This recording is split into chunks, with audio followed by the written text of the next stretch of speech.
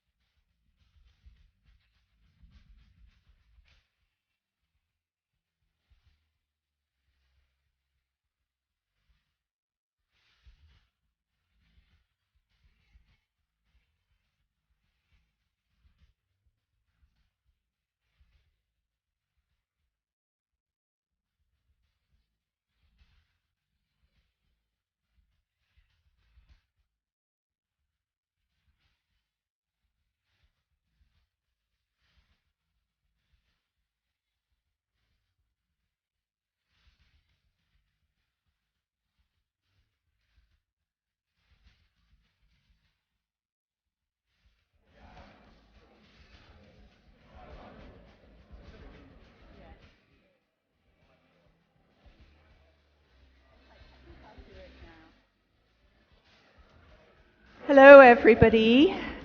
We're getting ready for the next session, and it would be absolutely lovely if people who are sitting further back, if you'd come forward. This is a very big room, so please come and use these seats much further forward. Come on, don't get too settled. Let's have everybody moving forward. That would be great and much appreciated.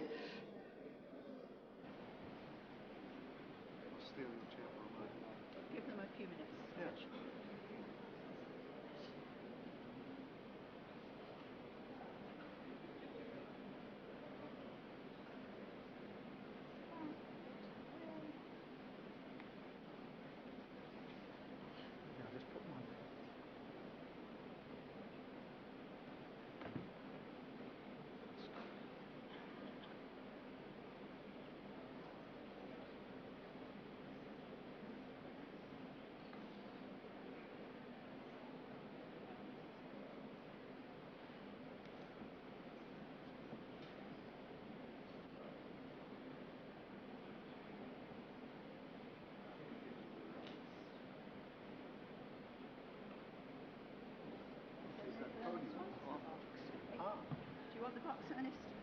You want the box. It's better. I'll take the box. It's pink. It matches.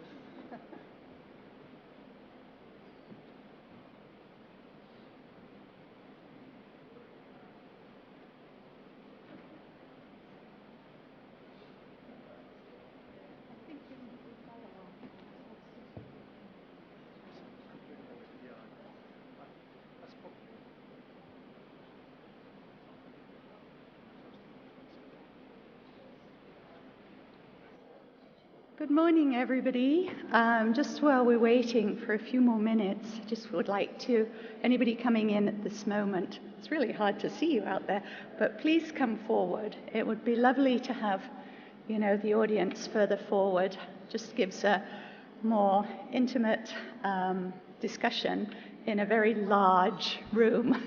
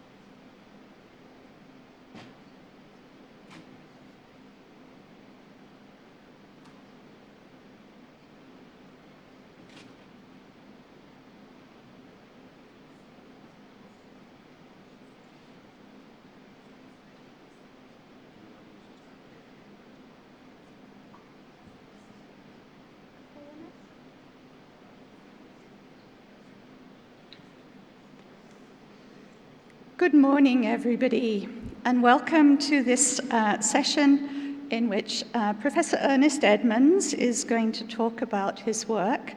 My name is Jenny Priest, and it is a huge honor to chair this session this morning. Ernest has received the Lifetime Practice Award, and his talk is going to be about the various things that he's done, particularly his computer art, which has resulted in him receiving that award. A very well-deserved and very exciting award. So I think we're going to have a terrific talk from Ernest with various videos and then a lot of interesting questions. So I'm delighted that you're all here. It really is a huge pleasure for me to be able to introduce Ernest. I've known him for many years, and I've watched his career from a distance, and Ernest has really been a role model for me in many, many ways, and a wonderful mentor, and somebody that I've called on at various stages in my career, from when I was quite young to coming up to my retirement now, to ask advice from Ernest. And he's been incredibly generous and has an extremely successful career of his own, which you're going to hear about and see examples of in a minute. But first of all, let me mention a few things that you may not know about Ernest, and some things that actually Ernest and I have in common. We both come from an area of England, which is Derbyshire. It's in the middle of the country. It's about 70 or so miles north of London. And we both grew up in different parts of Derbyshire at slightly different times, but we both experienced this area of the UK which was light manufacturing and which was really in decline. but which is close to the national park, the Peak National Park, where Ernest and his wife Linda Candy continue to live. It's a really very beautiful area. In the rest of this talk, I'm going to focus a couple of times on the themes of the conference, of being bold, of being interactive, and of being generous. And of course, Ernest is all of these, and his career has shown in many, many ways how bold he is in moving into this area of computer art, but also how interactive he is in leading and helping to form other groups, and how generous he's been. So let me give you a few little stories that illustrate some of these things. Some of them are personal, because I'd like you to get a deeper impression of Ernest. Ernest is a very modest person, and it would be nice, I think, for you to know a little bit more about Ernest. So when I asked Ernest to give me some background information about how his career started, he told me this story. He said in 1968, he was a research assistant in mathematics at De Montfort University. It was actually at that time a technical university, and it later became De Montfort. And he was sitting doing his work when one day his head of department knocked on the door and completely out of the blue said, "Do you realize that your job is temporary and is under review?" In other words, the job is temporary and could disappear. Ernest replied that no, he didn't realize that. He was really pretty involved with his research. To which the department chair said to him, "Well, there's a permanent job coming up as a lecturer, which is pretty much equivalent to assistant professor, and that he might like to apply for it." So, having taught himself to program, and knowing, of course, what computers are, he agreed that he would apply. And indeed, he got the job, really without any formal qualifications. And that was the beginning of an incredible and very prestigious career. Of course, Ernest went on to get a PhD from Nottingham University and to do a number of other things that I'll mention in a minute. The other thing that is interesting and incredibly bold about Ernest that you may not know is that Ernest is actually, and has been, I think, all of his life, a long-distance cyclist. Ernest regularly cycles 90 to 100 miles, often with his son, does smaller cycle rides with visitors and other people. But these long-distance cycle rides, which he's done since he was very young, often going across the east coast of England. And anybody who knows England will know that that's pretty flat.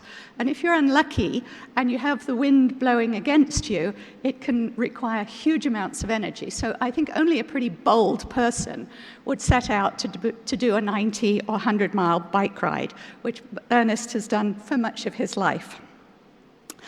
But apart from being bold, and very bold in his career, I also want to talk particularly about how Ernest is interactive and generous, because those are the things that when somebody mentions Ernest Edmonds, I think of this very clever person who set up a lot of, what we now know, and particularly in the UK and Europe, as the field of HCI, as the field of artificial intelligence, computer science in general, and of course, computer art. But Ernest is also a very sensitive and modest person.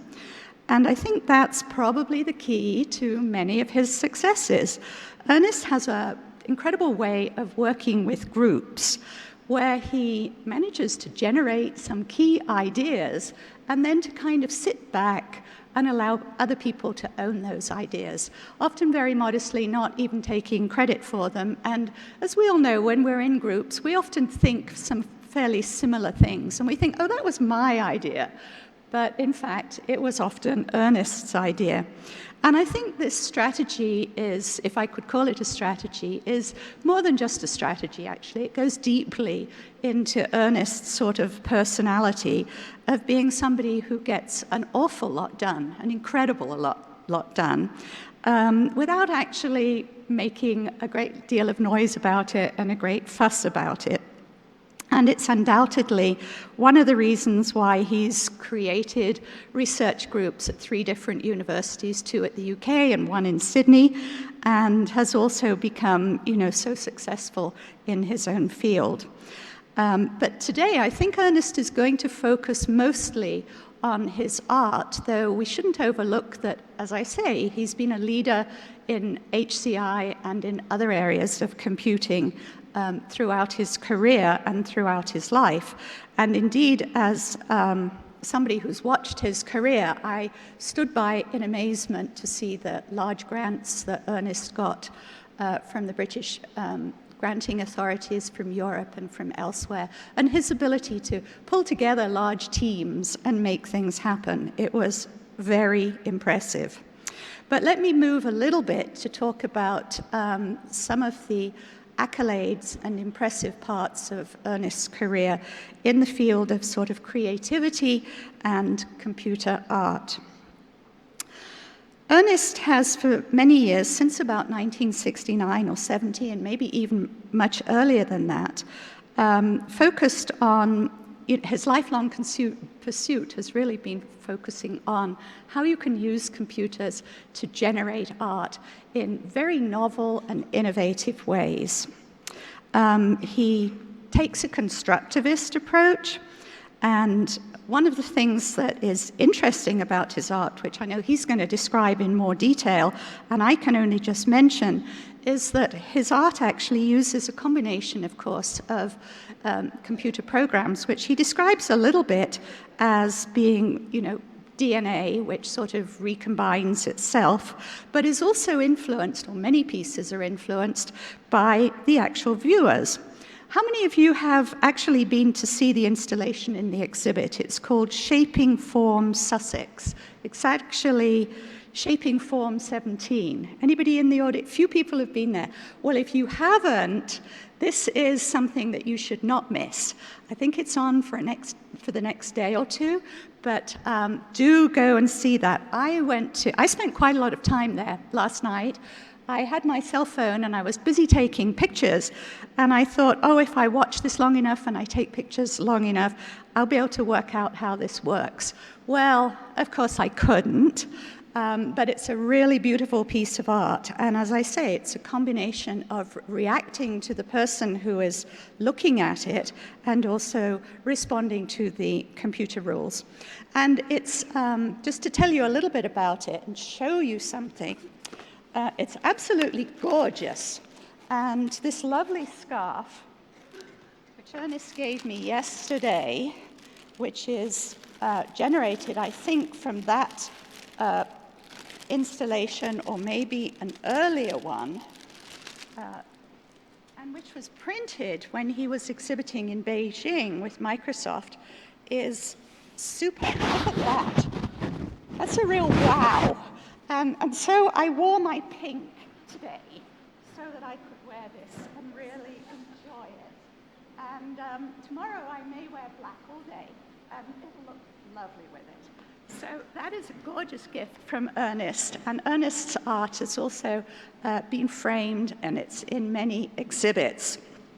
So I'm going to say just a little bit about this, but not too much, because Ernest is going to talk about this. But many people have admired his art, and it's, of course, evolved over the years. And many of you will have heard of Margaret Bowden, otherwise known as Maggie Bowden, who was a real founder of AI theory and a cognitive psychologist from Sussex University. And one of the things that Maggie said quite recently about Ernest's art is that looking at his art is an amazing experience, because you don't just look at the art as something still. It really makes you think and wonder what on earth is going on and have creative thoughts yourself.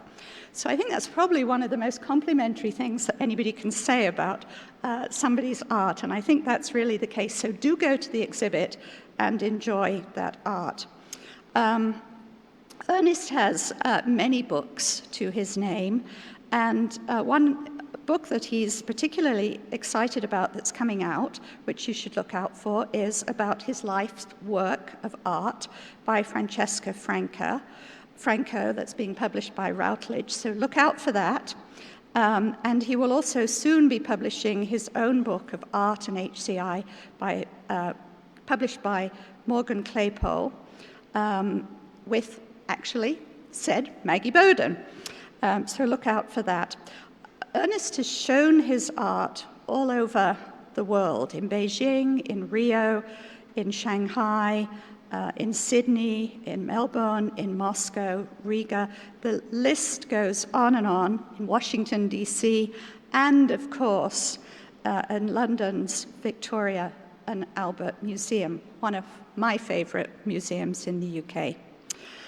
In addition to all of these things, in 1993, Ernest and his wife, Linda Candy, who is sitting down there, who he also works with quite regularly, and Linda actually does also important work in which she looks at the practice of computer art by artists using ethnographic methods to try and understand how artists do their art.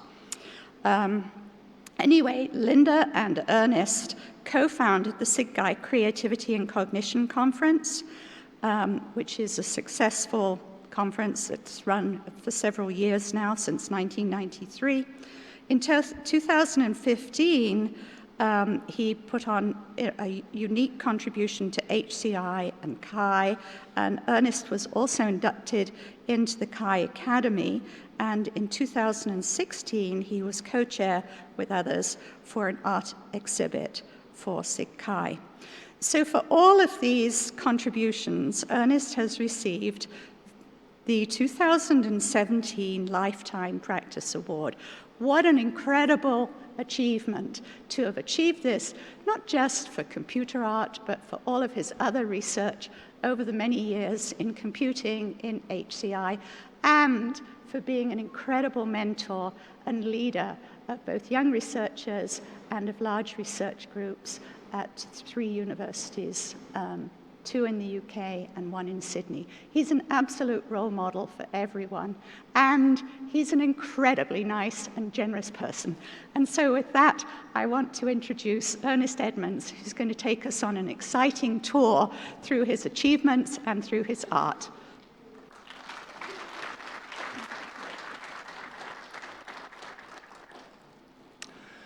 Well, thank you, Jenny, for that generous, kind, and very overpraising introduction.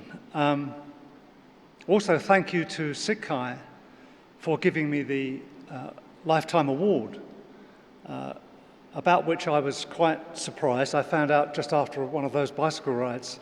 It did help to make me recover from that ride, I must say.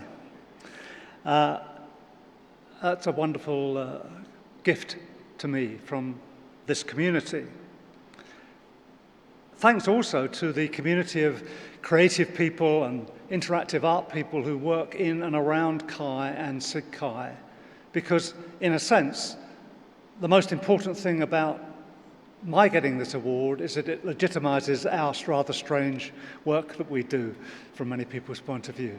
So it's an award, I think, for the whole community, and I think we should all be pleased with that, and I'm pleased for the community.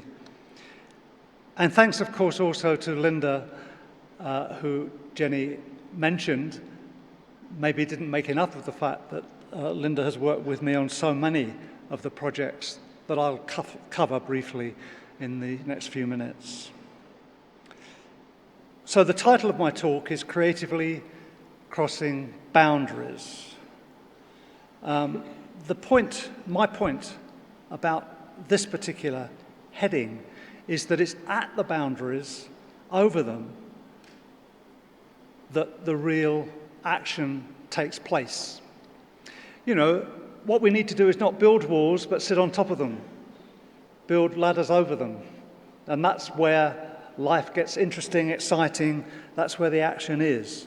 And that's another thing I'd like to say that gives me great pleasure about the award. It's that I've always worked on the edge, on the boundaries, over the edge, not in the center. And yet this award, a Lifetime Award from SIGCHI, means it's kind of I and we are now seen to be in the mainstream, you might say. So that is quite exciting for all of us, I think. Being on the boundaries, being over the boundaries, isn't necessarily easy, and I always recommend it for excitement, for being where the action is, for making things happen, but I'm not sure I like to recommend it to people trying to get tenure. It's not. So let's just be careful about that. So creatively crossing boundaries, that's what it's all about. That's what my life has been about, and that's what this talk is about. And, you know, there are three subjects that I've been concerned with in my life. My love, art, which is where I started. My degrees, which were maths and philosophy, ending up with a PhD in logic, so that's what I'm like qualified in. And computing, which I got into by chance. Yes, I did get a job as a computing lecturer without any qualifications, but I did eventually get a qualification because the British Computer Society made me a fellow of their society, which counts as a qualification in computing. However, I was already head of a computer science department by the time I got it, so it wasn't really much help. And these are three areas, the boundaries of which I've been crossing. Maybe it's good to look at it another way, which is practice, research, and communities. Practice and research together. I'll explain this in a little bit more detail as I proceed, but it's very central to my vision of the world that in areas such as ours, we practice and do research together. I'll say more about this later, but this is pretty crucial for us. And of course, building communities. Nothing happens without building communities. And Jenny already mentioned that back in '93, Linda Candy and I started the Creativity and Cognition Conference series. That series itself was all about crossing boundaries. We did it at Loughborough University with a little piggy bank of money and whatever to start with, but eventually, not much later, it became a SIGCHI event. It's still running strong, probably the best one ever. I'm not sure yet because it hasn't happened, but this year it's in Singapore. It sounds very exciting. And it's great for neither Linda nor I have been contributing to it this year or recently in any strong way, but it's going strong. It's become an important part of our work here. But I want to just hover on one of the conferences that we held back in 1999. This is an important picture. I've got to hover on this picture a little while. I have a few things to say. If you took the picture or you know who did, I'd like to know because I've lost track of the photographer. It's just a snapshot, but it's a really important snapshot.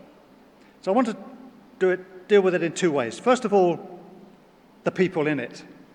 Let me just go through the people in it. The person on the left, I think you know who that is. That's Ben Schneiderman. No doubt you were at the celebration of his work yesterday morning. So in a way, I don't need to tell you a great deal. Hopefully you were there and know a great deal about what he has contributed, both to developing the subject, interaction techniques, promoting it in that way, but also, as he indicated very clearly yesterday, promoting it in the world. So Ben Schneiderman, a very important figure in our community. I just should mention one thing about his achievements, which wasn't mentioned yesterday. Around the time, some years ago now, he produced a book called Leonardo's Laptop, in which he addressed this very problem of creativity, promoted it, and gave some important leads about how we might deal with it, in creativity support tools, for example, and so on. And he called it Leonardo's Laptop, and it's quite a very nice title too, because Leonardo is perhaps the most famous person we have in our world who crossed boundaries. So someone to look up to for all of us. Anyway, there are three more important people in this photograph. and I should say a few words about each of them. Second, smiling as they all are, but smiling in his special way, is Stellark. In fact, you might not have noticed, but Stellark did appear in the slides that were shown yesterday at Ben's celebration. Stellark is a performance artist, quite an extreme one. He, in fact, a few years after this, was a keynote speaker at CHI. The thing that matters that I'll say about him here is that one of the things he really has worked on as an artist is augmenting the human with mechanical, computer-based, and biologically based extensions to the human capability, about which I'll come to in a moment.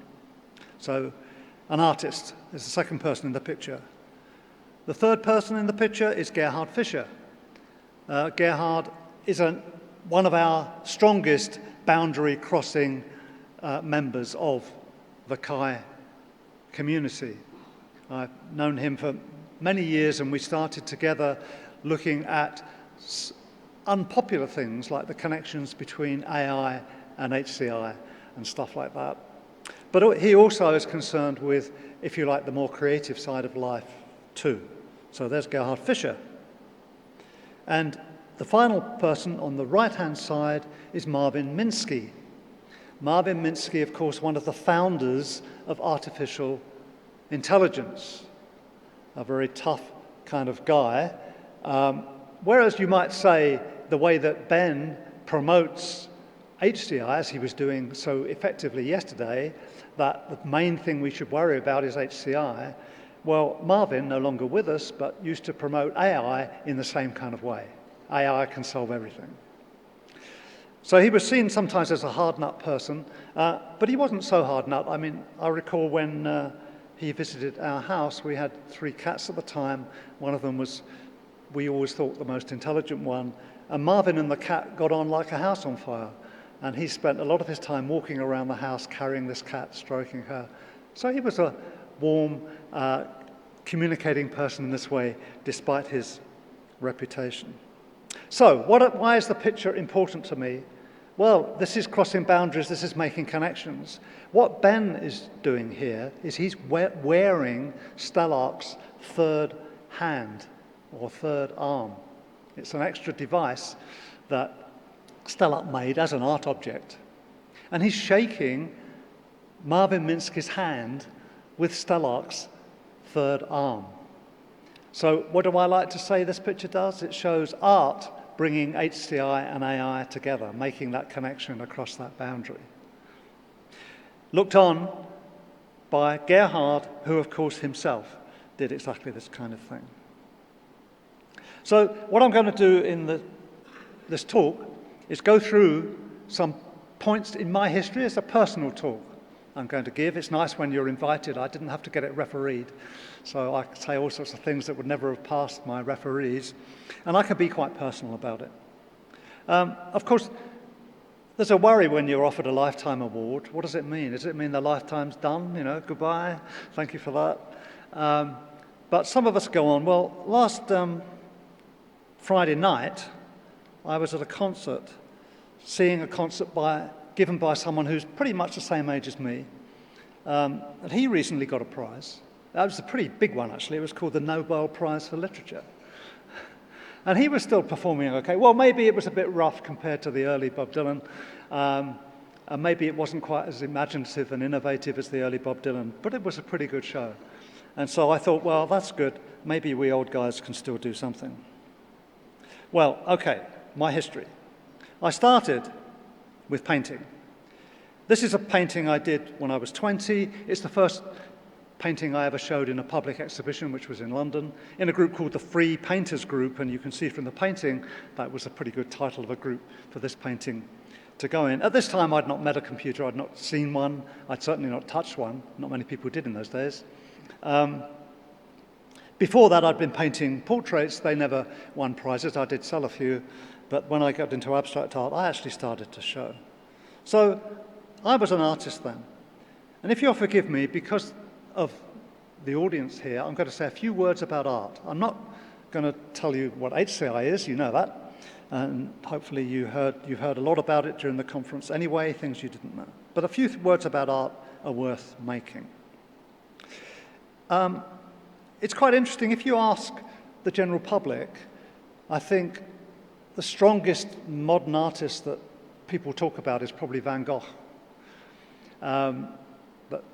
But if you ask artists, certainly the artists I know, they almost always say Cézanne, especially the late Cézanne. And why is that? Why are artists so concerned about Cézanne? Well, because he said, I'm an artist by inclination, not by profession, not by training. It might have been his profession, he might have been trained and so on and so forth, but that wasn't the important point. The point is it was by inclination. It was his life's work. It was his life's work, right? It wasn't a matter of painting a painting. The whole endeavor of the life was the exercise. And many of us say that like each artwork is kind of an experiment. So he painted one, and then he looked at it, and he thought, well, the next one I'll do a bit different, because now I look at that, I can see I could have done something. Art, of course, is also challenging. Art is meant to be challenging. It's not about making pretty pictures. It's not about being beautiful, although beauty comes into it. It's actually about challenging things, and certainly Cézanne challenged. What he tried to do was create sensations, I quote.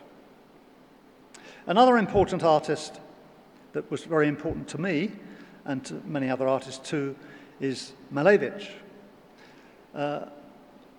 Malevich, maybe I should say a couple of words, was a Russian artist working in the early part of the 20th century. You'll remember that this year is the 100th anniversary of the Russian Revolution, depending which calendar you use, let's say in November. Malevich was already painting paintings of this kind of thing when the Russian Revolution occurred, but he and others, for some years anyway, became very important avant-garde people, representing in a way some of the Bolshevik position, which was that science, that research, that investigation mattered. And Malevich said it matters in art too. He, in fact, became head of an institution which was an art college, which he renamed, and he called it the Research Institute of Artistic Labor. So there we say, 100 years ago, this man starting on a path where art certainly wasn't producing pretty pictures, although in a sense they were very beautiful, but was investigation, a research investigation. And this is important to what I'm going to say later.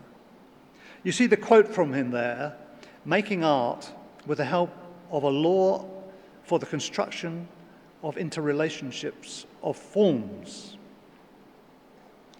This is interesting, and it's very important in terms of the computer, because what it shows is that people, as long as 100 years ago, were looking at making art using rules, procedures, constructive methods.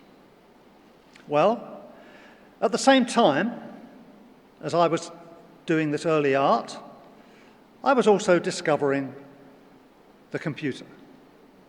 This young man here was using something called a teletype, which was an unusual thing at that day and is a very unusual thing today, of course. As Jenny mentioned, I got into computing by accident, or more or less forced into it in order to keep my job. But I could spell computer, so, I was pretty good for those days. And I thought, well, what am I going to do? I've got this job. What can I do? Well, at the same time, I was making artworks. And so I thought, well, how can this computing stuff help me or anyone with making art? And in fact, I had just proven a logical theorem.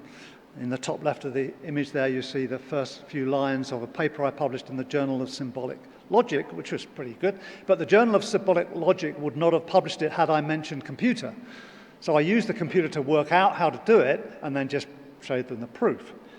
And what I realized was that this artwork that I was working on, the one you saw the picture of me there laying on the floor, stroking kind of thing, it was giving me some problems. And I realized that I could use the same kind of computer program to solve it. And I did, and I wrote a program that helped me arrange these pieces for this artwork. This was 1968-69 that I made this piece. So now I was crossing this boundary. Of course, we had to be secret about it. My head of department of computing didn't want to know that I was making art with the computing, but actually the head of the fine art department liked it, so I was open to it, about it, to some people in the institution. So this is a recommendation to people. And I worked with other people and so on, and I think an important moment to just dwell on for a few moments here is this paper that Stroud Cornock and I presented at a conference called Computer Graphics 1970, a very early conference dealing with interaction with computer graphics. It was held in Brunel University just outside London. And interestingly, they had a whole session on art. And we presented this paper in this session.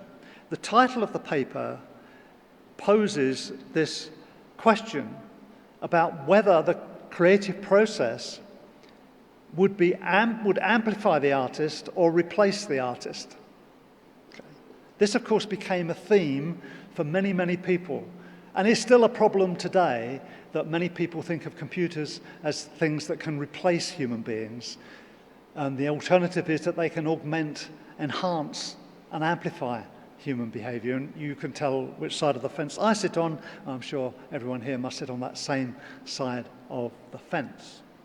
But this sentence from the abstract, the advent of computing stimulates a desire to re-examine the subject of creativity in the context of art, became, if you like, the mission for my working life. One of the things we said in that paper, now you have to remember this is 1970 that we wrote this paper, so computers weren't exactly portable, mostly weren't even touchable, and not very interactive.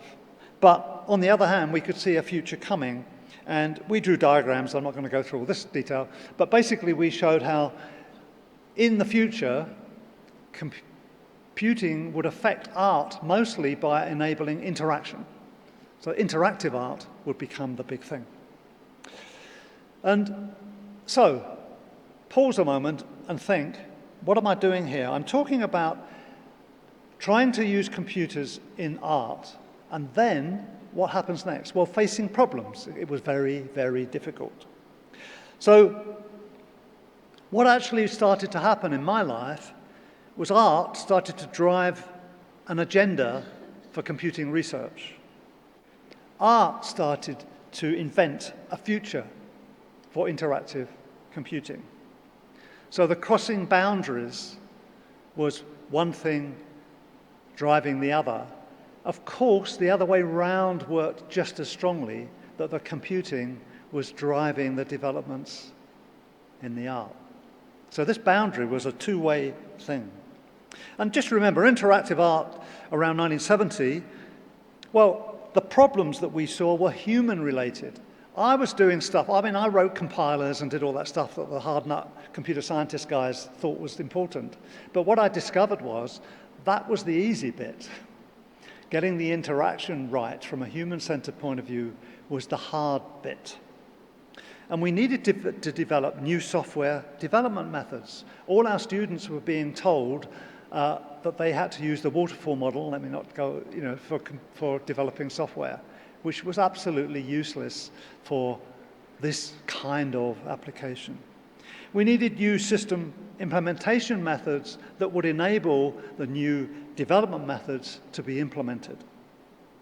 And just to take one example, I gave a talk in London in the Computer Art Society subgroup concerned with art in 1970, where I said that basically the development process should be iterative. Right? So, we all say obviously, but I'm afraid it wasn't obvious in those days. And I wrote it up in a paper which eventually got published. It's at the bottom of the screen here in 1974. But much earlier than that, a couple of years earlier than that, I submitted the paper to Computer-Aided Design. Seemed like a pretty sensible journal to submit it to. And this is the response I got: reject. If you don't know what you're going to do before you start, you should never start.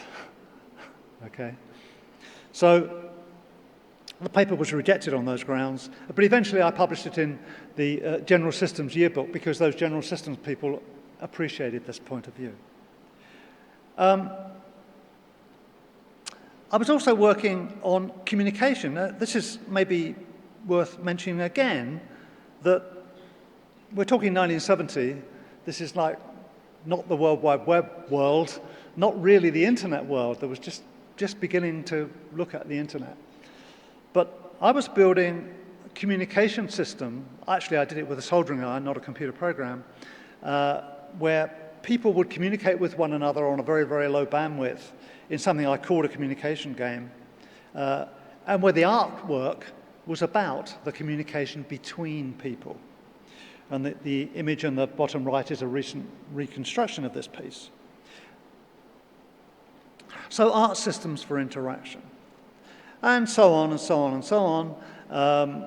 We were having difficulty implementing the user interface, the interaction part, and we found pretty early on that one thing we needed to do was separate it out.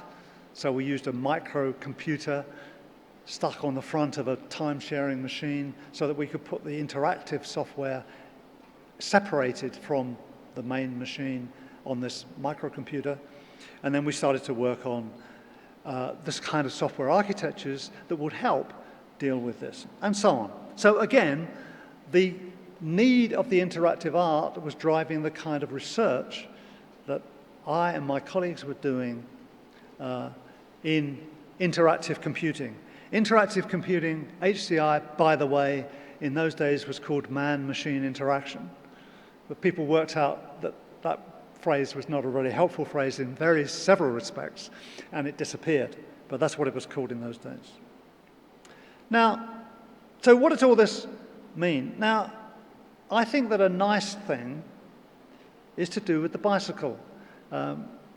Maybe I'm prejudiced, as Benny indicates here, that I like bicycle, but you remember that Steve Jobs made this famous thing that the computer is a bicycle for our minds, because the bicycle is an amplifier of our physical capability. Maybe the computer can be an amplification for our mental capability. What you just saw there was a snap film of this guy actually breaking a world record in Leicester in the UK, but he had recently, this is 1992, he'd recently won a gold medal at the Barcelona Olympics riding this bicycle. This bicycle doesn't look strange to you, I don't think, but it looked very strange those days. In fact, they had quite a bit of difficulty getting it agreed that you were allowed to use it in competition because people thought maybe it was not right. You can see it's got the label Lotus on it. That's not the Lotus that we know. That's Lotus Cars. That's a company that made F1 racing cars. They made this bike, right? And the point about it is that it, unlike all the bikes that preceded it, it didn't try to give the cyclist advantage by making it lighter. It did it by reducing wind resistance. Everyone does that today, but this guy who designed this bike thought of this new idea: why don't I make a bike that reduces wind resistance? And then this guy, Boardman, managed to win a gold medal riding it, and so he proved his point. But the important person was this man, Mike Burrows. He was the man who designed the bike, took it to Lotus, and had it built. After the world record was broken, here he is carrying it away, lovingly, you might say. Well, Linda and I were watching this, and Linda said to me, "Why don't you go and talk to that guy?" Well, I did, but I didn't go and talk to the cyclist. I went to talk to Mike Burrows, because what we were interested in was how did he come up with this creative idea, and why did we want to know that? Well, I had been pursuing this business of how would computers help. Well, if we knew more about how he came up with this idea, we might learn more about how computers could help creative design. as creative as he was, world-breaking.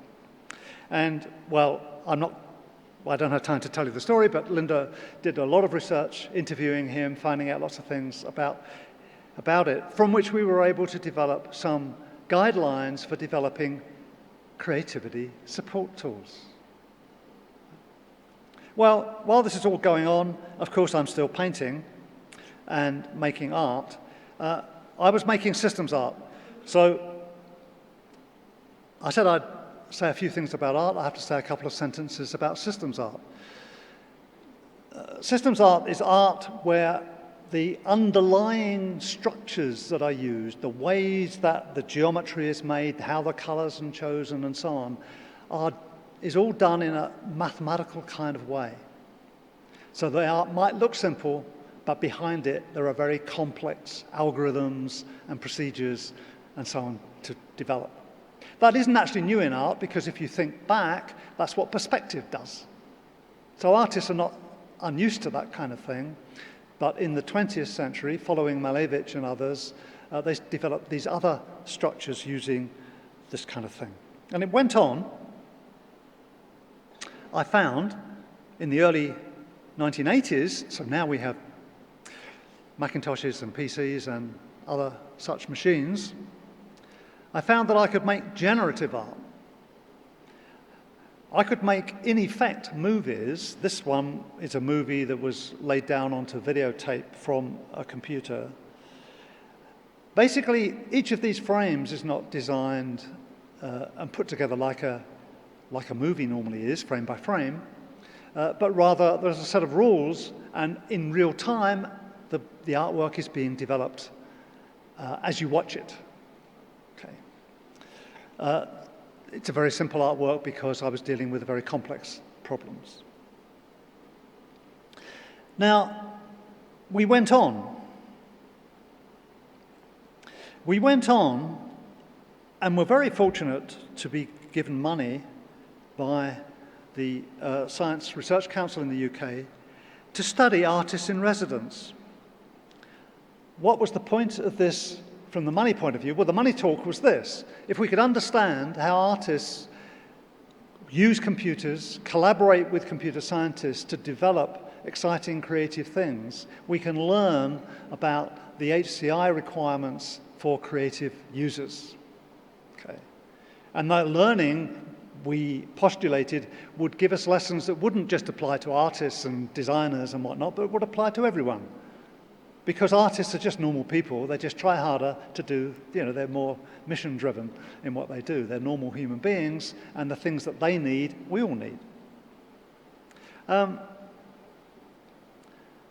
Again, Linda, who should be getting an award here with me, did a great deal of this work running these projects of these artists in residency studies. And there are two things I've highlighted on this slide that are important.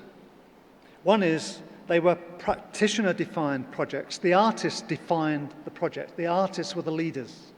This wasn't like, let's do some great HCI in our lab and bring an artist in and see if they could make it look pretty or something. It was the other way round. We brought the artist in, and the artist defined what was to be done, and then the computer scientists and the HCI people scratched their heads and tried to work out how to do it. And the good thing about that I found is that gave the computer science people much harder problems to solve than the ones they solved sitting in their offices wondering how to write the next research paper, where they always seemed to choose a relatively easy problem to solve. The artists always gave them very difficult problems to solve. So practitioner-defined projects and practice-based research. So again, practice and research together. What do I mean by practice-based research? It's worth me just a couple of sentences on that. It means where the making of something is an integral part of the research process, where the research result is as much the object that is made or designed as the evaluation results that accompany it. That to understand the results of the research, you need to see the artifact as well as the research paper. This is practice-based research. And this is what artists do. I spent most of my life supervising PhDs that do exactly that. And this is what we did in these studies. And okay, so lots of people getting together. We turned out collaboration was very important. We got many artists in. Yasuneo Tone, a famous New York-based Fluxus sound artist, came and worked. And I'm going to show you a little bit of what he did, but only briefly. Basically, what we did with him was use an electronic whiteboard, right, as a creative device. So while he drew, he just drew on an electronic whiteboard, right? And of course, when you have an electronic whiteboard, data is collected about where the pen is and how fast it's moving and so on and so forth. And we used that data not just to record what was happening, but also to drive other things under his control, things that he wanted to do, like make sound, and like choose which image should be projected onto the whiteboard onto which he was drawing. Now, I'm just going to play you a little bit of this, but I warn you that this is not Chopin. This is Fluxus noise art.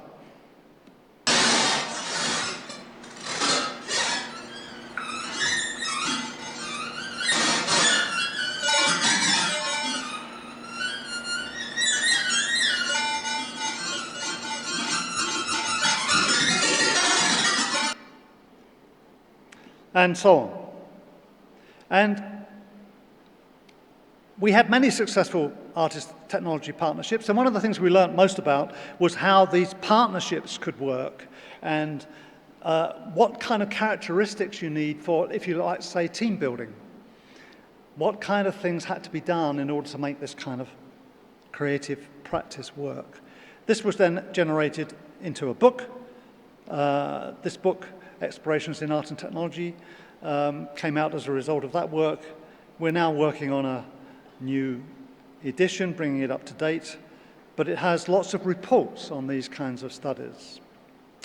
Then we moved, quite a few of us, to Sydney, Australia. This is a picture taken on one of our tutorials on the harbour. Quite a nice place to do your tutorial. And did a few more things, learning from those studies. We created Beta Space. This is for artists to work as part of the practice on evaluation of their developing artworks in the wild, right? And the wild, in their case, was in public exhibition spaces. So we negotiated with the Powerhouse Museum in Sydney to have a permanent space in which we could put, from time to time, different artworks for evaluation with the public in various ways. Sid Fels and Kenji Massey made this piece called Iamascope, which is an interactive piece, which was in there, one of the first pieces that we evaluated in there. Here's an image of some people interacting with it. And of course, you know, we knew about HCI rules and stuff. And so here we see examples of the art learning from HCI. We used video cued recall methods so that we let people do all this stuff. We videoed them, we played the videos back to them, and then talked with them about what they were doing, thinking, experiencing, and so on. So we're getting interested in is art and experience design. So we're interested in now, from an HCI point of view, in engagement and experience. And we realized straight away that the engagement that we were interested in had to be broken down. It wasn't simple enough to say, you know, were they engaged?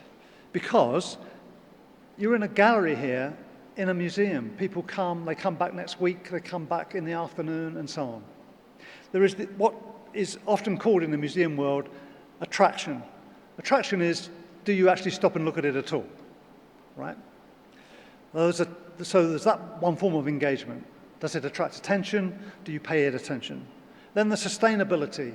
How long does someone actually engage with it? That's quite a normal measure, isn't it? But it's different to attraction. And then there's forming relationships. Do you bring your grandmother? Do you come back next week? Do you bring your kids? Next year, do you want to come and see it again? Okay. And in art, this is pretty critical. You know, I don't know how many times I've seen Shakespeare's Macbeth. He'd probably be pleased to know quite often over my life, and I'll probably see it again, right? It's not just do it once. So artists always think about that. And one of the researchers, Zafar Bilder, did more than 20 of these kind of studies and came up with this creative engagement model. I'm not going to go through it with you, but what you can see is that it's got phases, that the nature of the interaction changes from time to time as time progresses. You can't just say that the interaction is great for the first 5 minutes and therefore it's all done, because what happens in 10 minutes later? Maybe it's different. Well, it is different. So the HCI problem, if you like, was to understand how to transition between different phases and how to keep the interaction appropriate for these different phases. And of course, it depends what you're trying to do, what you care about. So, you know, we're used to easy to learn or easy to use, and they could be different. If you're designing a control room for a submarine or something like that, then being easy to learn isn't important. You can give someone a year's training, all that, you know, stuff. If you're selling computer games in a shop, then it's got to be immediate. All those kind of things. So we need to make decisions. But it's important to understand this kind of way that we see people getting engaged in different ways as they proceed. I'm just going to play you a little video of one of the artists who was doing research with us.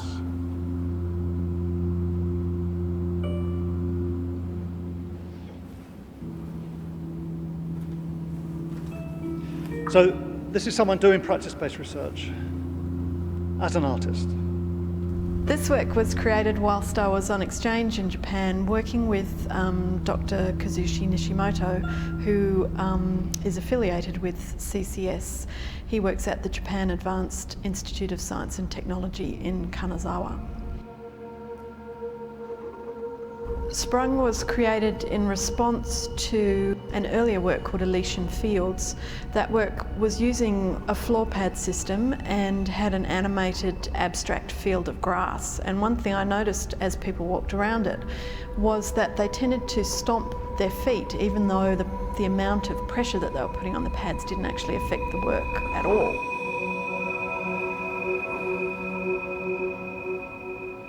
I was kind of interested about the way that the representation of the grass being stomped affected the behaviour of the participants.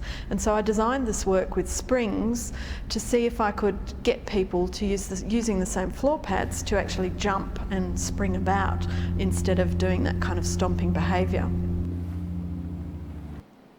So To cut that briefly, the point that came out of this from an HCI point of view is that play, engagement in play, turned out to be a very complex thing. And it became necessary to ask, well, what kind of play? What kind of engagement? Is it exploration? Is it fantasy? Is it challenging in some way? Is it danger? Okay. And all of the point of Bridget's work is that, of course, depending which kind of play we're talking about, then the characteristics of the interaction have to be very different. I'll give you another example. In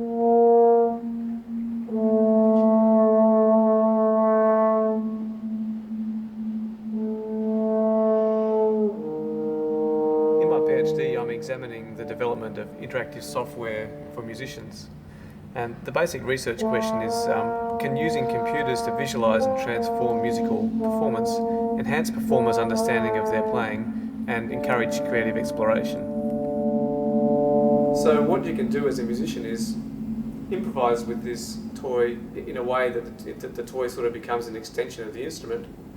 And as well as that, you can use the toy to perhaps highlight aspects of your playing that you weren't aware of just by listening. For example, slurs. If I play two notes, D and an A, for example, and I try and slur smoothly between them, you should ideally see two spheres, the D sphere move out and then the A sphere move out as I do the slur.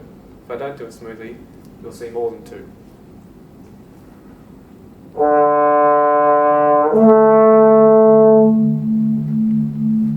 So you can see there that in addition to the D and the A sphere, the E flat sphere also moved, which meant that my slur wasn't that clean. I actually caught a bit of the E flat on the way up to the A. I'll try and do a smooth one now.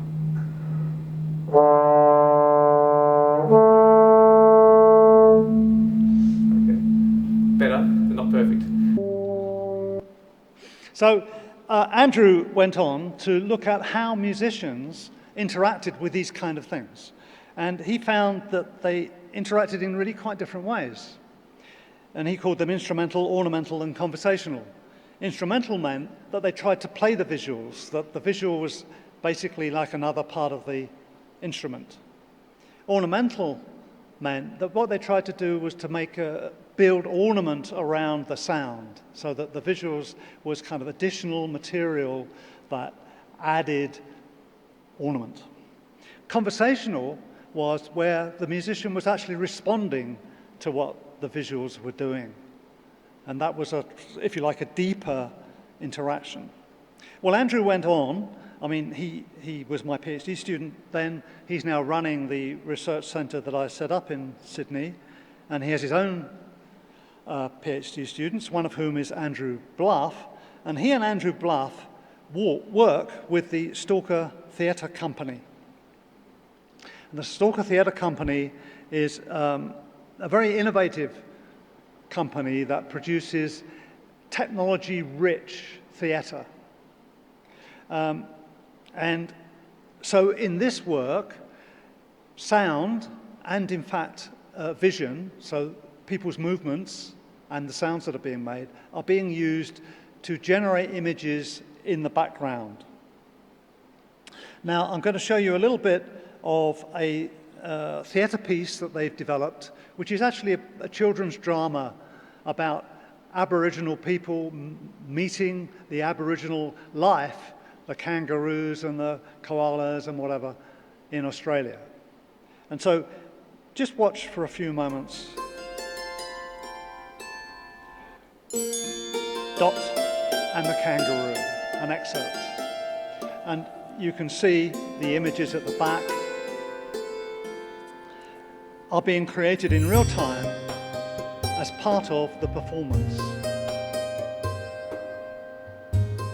And this is largely conversational in that during rehearsal, as well as at times during the performance, the performers themselves are responding to what is happening on the big screen behind. Oh, look there. You can see the kangaroo clan have gone this way ever since Australia began to have kangaroos. There's a map made from these rocks across the land. How long before you humans understand? Every hill and every river, every tree is a story and a song, a place where we belong, our home and history. Imagine a stretch of the Australian bush. In that split... So, it would be nice to see more, but we don't have time. Of course, the HCI there is the HCI that the performers need. So it's the interaction between the performers and the structure that makes the work. So much of this was written up in another book. Here's this other book called Interacting, which Linda and I put together not many years ago.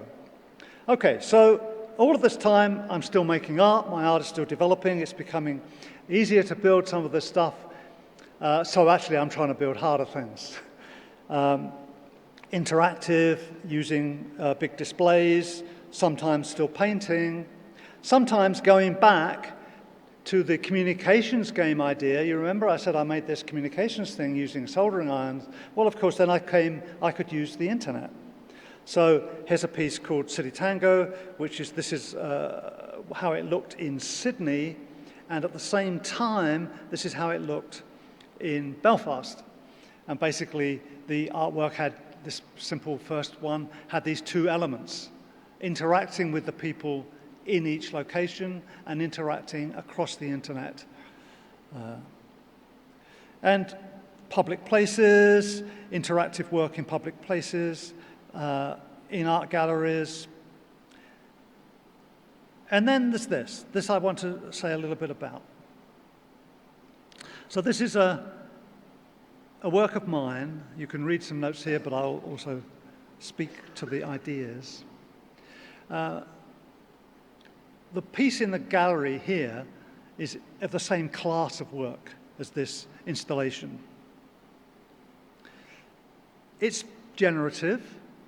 It's trying to deal with color in a complex way, using software to define how the color changes and so on. But it's generative and it goes on forever, not repeating. But the rules that generate it can be changed. And they are indeed changed. And they're changed because there are cameras analyzing the movement of people in the room where the work is installed. And it's kind of interactive in the sense that if someone moves fast enough anyway, the work responds. But it's interactive in another way, which is that it, in essence, keeps a record of that movement, of that presence. The behavior of this artwork is different tomorrow because someone was in front of it today. I've had some of these works where they've been apart in different locations for months and come back together again, and they look quite different because they've had different experiences. So in a way, what I'm talking about here isn't quite interaction, not interaction in the action-response model, in the Skinner model of what interaction is. It's a more systems view of interaction. I like to call it influence, where one thing is influencing another. And the way I express it often is this: I play with a grandchild, and I love the fact that they respond directly and we have fun. But I'm also hoping that in 10 years' time, we've had constructive play and that they'll be different because of that play today. So that, if you like, the metaphor relationship is dealing with that. Now, that's not irrelevant to HCI in general. Excuse me, I don't know what happened there. Okay. Excuse me, I must have pressed a button today. I'm going to make the point in a few moments, I don't think I've got that many more moments, that this business, this concern for the long term, for interaction over many, many weeks, months, or even years, is a very important problem. Okay. And it's not just like how you move the mouse, which is important, of course, but there are other problems.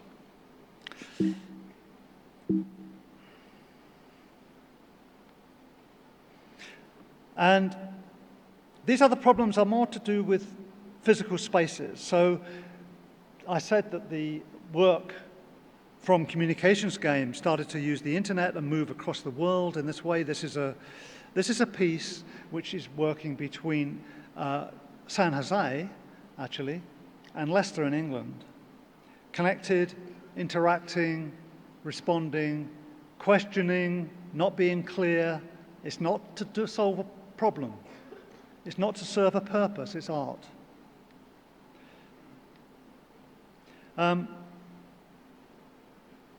In considering all these things, it's important to notice that industry is finding creativity and art more and more exciting and relevant. So, as Jenny mentioned, I was recently invited to show a lot of my work at Microsoft Research Asia in Beijing, and I had a strong relationship with them, with my art, with the new technologies. It was prominent enough to be on Beijing's news TV. I'm continuing to have a relationship with these guys about art. Okay. Many, many years ago, I was invited to lunch in New York by the New York Festival of Art. But what I found was, at the lunch, not only were people we know very well, like Alan Kay and so on, but also people who were like on the board of IBM and on the board of 9X. And we had to sit around the table and say, why did you come? I said, well, you offered me a free trip to New York, it's good, you know. But people gave more sensible answers. Like one guy who was the head of CNN said, well, I had something to do with television. The head of 9X said a more interesting answer. He said, we've got all this technology and we don't know what to do with it, and we think you guys can tell us what to do with it. Well, back to a community. This was Kai last year. This is the first time we had a proper art exhibition. This was people unable to get in, having to queue up to get in. When you got inside, this is what you saw. It was very crowded and small. Maybe you didn't see so much art unless you came back on a quiet moment. But it was very successful. And I'm very pleased to say that this tradition is continuing. And this year, we have a great show again, thanks to Tekla and Druid and their team for putting this art show together, on this occasion not in a separate art gallery, but in a separate space here. Interestingly, outside in interactivity, we see some works which are pretty close to artworks, presented in a slightly different way, in a more demo-y kind of way, but still, maybe these people will come back another year and put their work in an exhibition that Kai will no doubt hold in future each year. What does this mean for HCI? Well, I think coming out of this work, there's maybe new vocabulary issues. There are new things to think about that come out of looking at interactive art. So the artists are posing these questions. Jenny mentioned I'm producing a book on the art of interaction. It's about practice-based research and what it might be able to teach HCI. Well, I think that so far we have some lessons. I don't think I have long enough to read them out. You can glance at them. But there are lessons to learn from practice-based research in HCI.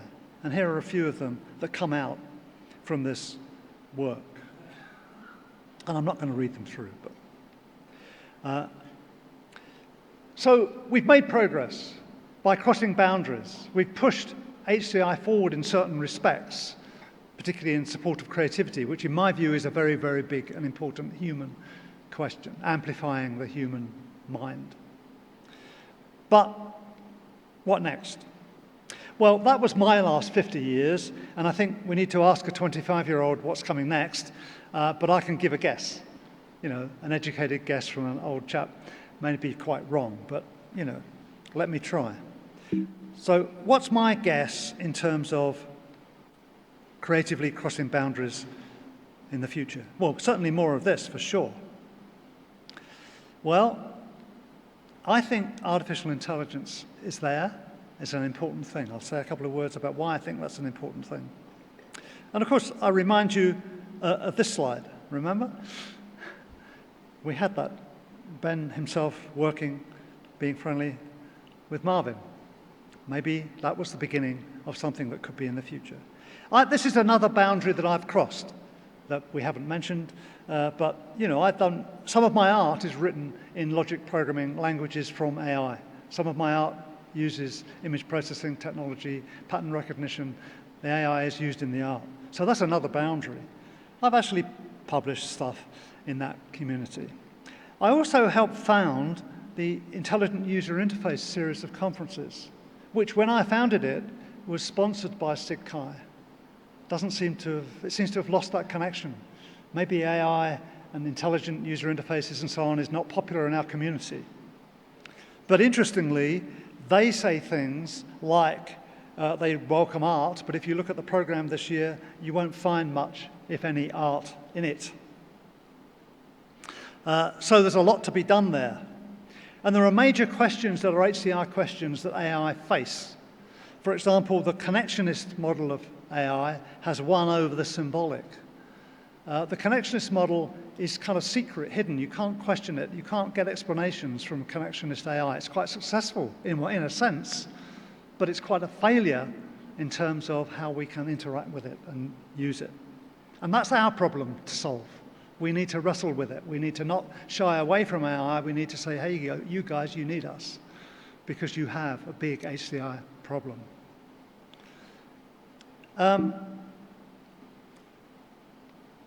I'm running out of time, so I can't be as slow as I would like to be while I talk about slow art, which is another part of the future.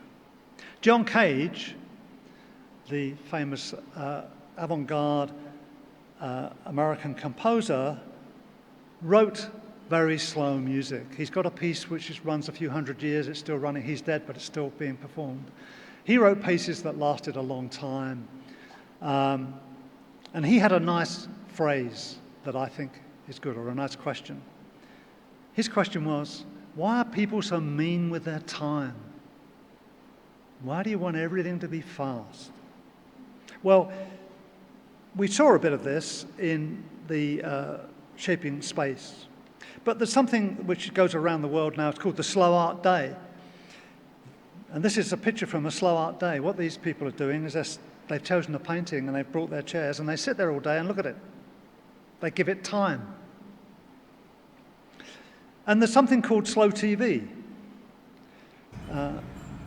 Here's an example of a film I made in Rio de Janeiro, in Ipanema Beach, actually, looking over the beach. It's an example, you're only going to see a matter of seconds of this, but typically these slow TV programs last an hour or more. And they're like this. What do? They make you pay attention. Slowness is about paying attention. Slowness is an issue for HCI. It's not all about speed.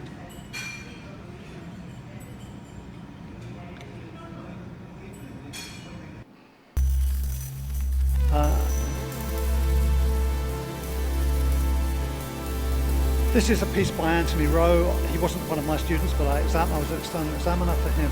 And I'm going to cut this very short, but basically what this shows is an environment where people walk around and contemplate and meditate. That's another form of interaction. This one I'm going to miss. So, what am I guessing the future is? I need maybe 2 more minutes or 3. Well, I think one important thing is slow. That's meaning things happen over long periods of time, and it matters. And we need to think about the interaction, the HCI, over long periods of time, over years, not just over minutes. And it's different. And when you've had your device for a year or two, your relationship to it is quite different to when you first unwrapped it from that box that Apple designed so carefully. Smart. Okay, I've said, I think there are AI issues that are really HCI issues. AI is all out there, but there are lots and lots of problems with it, and we need to grab a hold of those problems and think about them. So slow, smart interaction. But maybe there are better words: sustained, savvy, and I've already said influence. And this is a sort of picture of the future, but can I be a bit more specific? Where might we go? Well, yes, I can be a bit more specific. I think the older people here will remember that once upon a time, quite a bit of HCI was driven by looking at it in a particular context. It was the office. You remember all that stuff? Or if you were young, you'll know about it. Xerox PARC and so on. Is there something we could look at now? Not the office, but something else. Well, yes, there is. There's a smart city. And I don't see yet much serious work on the smart city in our community, and that I think is an important thing to do, where we would look at the smart city, so it's smart, living in the city, it's slow, it's long, you go past the same thing every day. And I've been working on this in art. So this is in Adelaide. You see things happening, the same thing is there all the time. You interact with it, you maybe puzzle about it, because maybe there are blocks of colour coming up on screens, you don't know what they mean, but you notice they're one thing one day and another thing another day. Maybe they're moving very slowly. Maybe you suddenly see a picture, you're in the mall, but you see a picture from some back lane, you're connected to the back lane. What is this doing? It's redefining the architecture of the city, the planning of the city. It's joining people together. The city is full of masses of data. That data is usable, is important. How do we interact with it? How do we handle it? some of us in the art world are trying to wrestle with this problem. I think it's also an HCI problem. So my conclusion is we need to think slow, we need to think fast, we need to think both of those things, but we need to think over long periods of time. In the Galapagos, we see the slow evolution of life as recognized by Darwin. We see creatures that live long periods of time and adapt over generations to their environment. That's what we need to be worrying about in HCI. Crossing boundaries, seeing what we can learn from one field to drive the exciting developments in another. Thank you.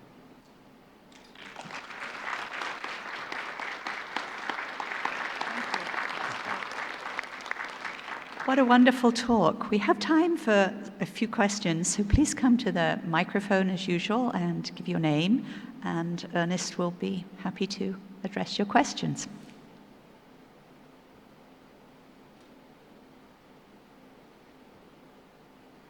Clarice de Souza, PUC Rio. Congratulations, Ernest. Much deserved award. You mentioned one of your early slides had a quote by Cézanne about the language and logic of art. And we have been listening to discussions and seeing discussions about computers as tools. So I was wondering, we can look at computers as a language, as a medium, as a mode, as a tool. Do any of these perspectives present more or less attractive alternatives for art as a practice or art as a research? So I think the answer is all of these things, but what's most important is perhaps a way to address your question. The most important thing, I think, is that the computer and software represents a new medium. So we've moved from oil paint, acrylic paint, tempera. We now have computer software. That's a new medium. And that means when you have a new medium, you explore new things that can be done. What is the important thing about that medium? Interaction was one of the things I mentioned. Of course, one of the characteristics of this new medium is that the language is more explicit, if you like, than in some previous media that we have used in art. So it brings the visual art a bit closer to music in a way, so that we can do things that composers think are quite normal in the visual world using software. But of course, composers, because they're used to this kind of thing, actually started using software as a medium in their art earlier. Now, a great deal of music is generated using computers and software because those guys were into it, because it was a more natural medium for them than it was for many visual artists. So that's my brief thought. Thank you. Any more questions?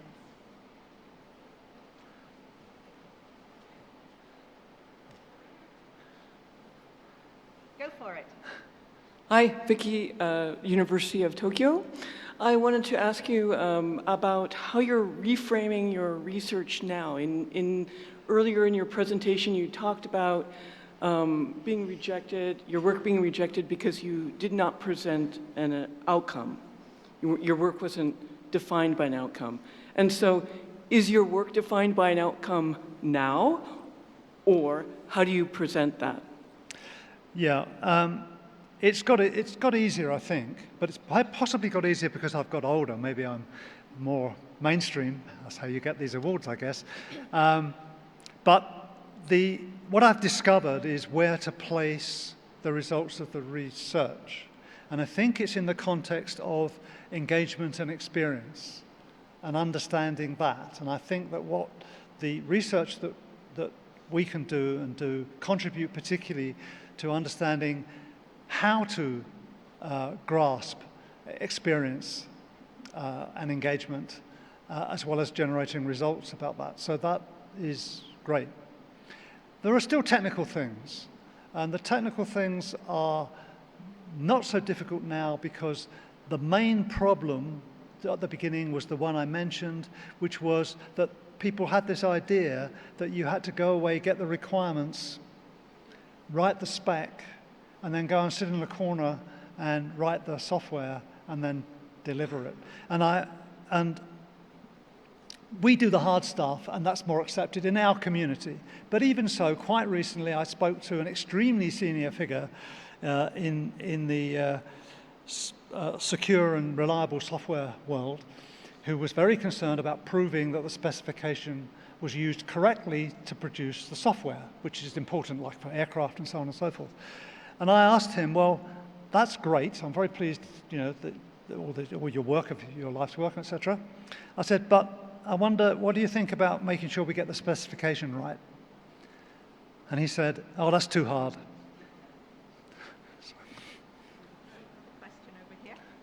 Hi there. Congratulations and thanks so much for your talk. My name is Sue Ellen Strom, and excuse me for my voice, a little scratchy. I'm from BCG, and I'm running a little design lab there. And I've been in the corporate world on and off for about 20 years. It's my second career. My first career was an analog career in art and set design and film. I have a master's degree in painting. And I have a couple of simple questions. One of them, I've always separated my artwork from my user experience work. Mainly what I do is UX. And I'm seeing all kinds of different models being introduced here, and I'm seeing the visual user interface maybe going away. That, to me, I feel like I've separated my corporate work from my artwork, and I wanted to ask a simple question: how do I unite these things together? And I think it leads me to the next question, and that is, this computer stuff to me is so light coming at you instead of being projected away from you like film used to be. This is great. This is digital projection, but light coming towards you to me is. We miss some of the tangible, and I'm wondering, do you ever miss that as an artist? I see a lot of the computer stuff seeming to bring validity, but what about the tactile and the tangible, and how do we combine these things together as artists so we enjoy what we're making as makers, as well as bringing this research and technology into it?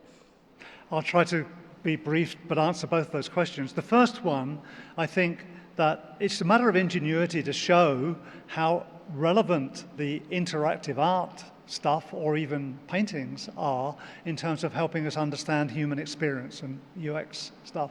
And I think if you're in a corporate world, my observation is you're better off than in a university.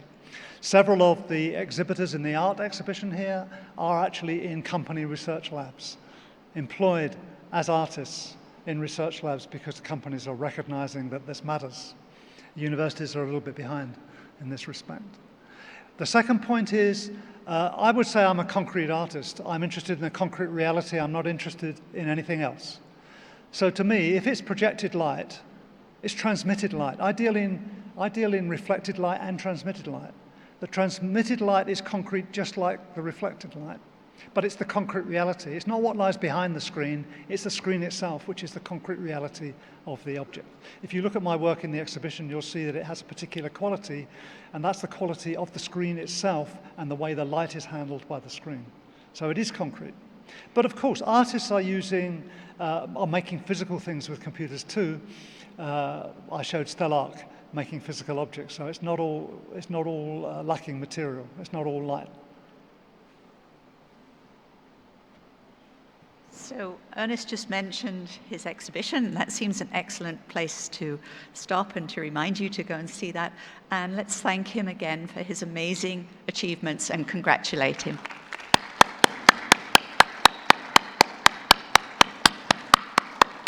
And I know Ernest's going to be around, so please feel free to come up and talk to him. That was really nice.